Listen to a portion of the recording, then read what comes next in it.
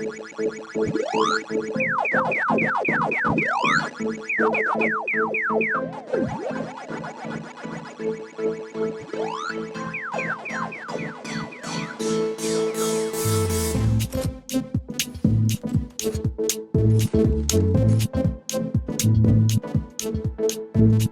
what's up guys, welcome to this edition of Gaming in My Mama's House. My name is Super Dave. Thank you for watching, and if you like my reviews, please subscribe to my channel and like my videos. Today in Gaming in My Mama's House, we are playing Saints Row.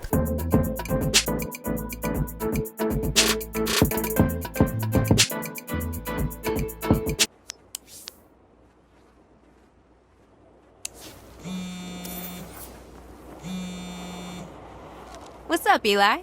Meet me at the church. It's time to address our staffing needs. On my way. You know how we all are technically addicted to our phones. We live off our phones. Well, I feel like Saints Row has taken that and have adopted it wonderfully within the game, seeing that the phone is the game's main hub. That's where you access your missions. That's where you can customize your character. That's when you can load up your perks. That's where you can take on your missions, find all your collectibles. As you level up, that's when you can also gain new abilities, unlock playlists. So the possibilities are quite endless, if you get what I'm saying.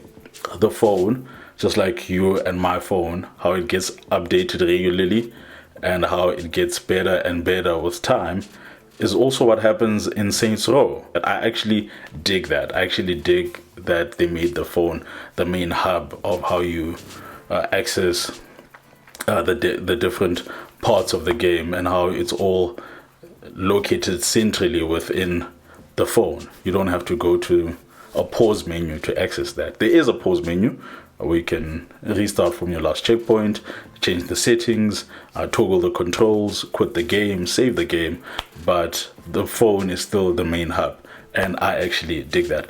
Welcome to the open world setting of Santo Ilisio.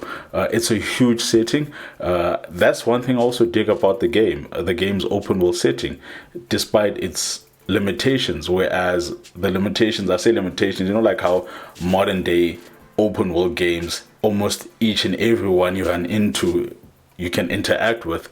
Well, here it's not the same. If you're not fighting the idols, the marshals, or los penteros, those are the people you talk to with a lot in the game. And if you're not fighting them, you are barely talking to anyone else within the game's open world setting, unless you crash into the car and they start shooting at you and you shoot back, and it becomes one big shootout, which also sets the tone for the game's gameplay. There's a lot of guns. You get a gun, I get a gun, we all get guns. There's a lot of shooting within the game. The gameplay itself is quite repetitive. Within the mission style, you are shooting up everyone. Yeah, even those perks that you unlock, you barely use them. Probably from time to time I just use the grenade and I started shooting everyone again. So there's a lot of that. There's a lot of repetition within the gameplay, where you, as the main character, as you become the boss, and as you form and join forces with your crew, Nina, Kevin, and Eli, and the four of you go from being runners to being actual bosses and start running the streets of Santo Ilisio, you spend a lot of time shooting up a lot of your main foes, the idols, los penteros, and the marshals. But one thing I'd give the game is that the driving is pretty easy to understand. No one car feels better than the other, so you won't necessarily feel stressed that you can't necessarily drive in the game.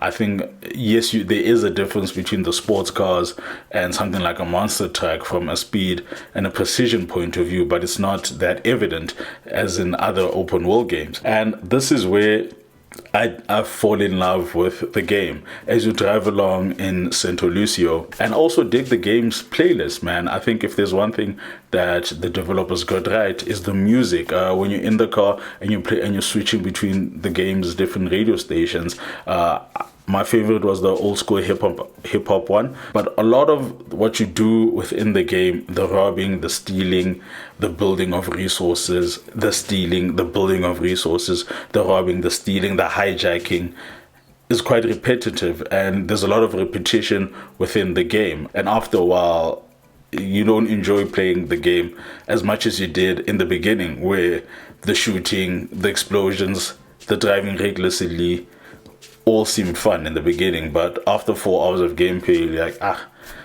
is there more to this? Well, technically there is more. I dig the character customization. As plain Jane as my character looks like, I was quite overwhelmed by it, but I think it's also a good thing that you can customize your character to your heart's desire. You can play around with their clothes, their gender, their legs, I mean their hair, their eyes, everything. Let me know in the comment section below what you think of Saints Row. Are you playing it? Are you enjoying it? And I also found that while I was playing, I encountered some bugs. Like when you're playing certain missions, the game will tell you that you are leaving a mission area, but you haven't even gotten through your objective. Let me know in the comment section below if you're experiencing any glitches within Saints Row. And yeah, man, Saints Row gets I don't have 2.5 on the scoreboard, so I'll give it a 3 out of 5. Yeah, let me know in the comment section below what you think of Saints Row. Did you play some of the previous installments in the franchise? Yeah, let me know in the comment section below. Hit the subscribe button, hit like, share, save. My name is Super Dave. Thank you for watching this video. This has been another edition of Gaming in My Mama's House.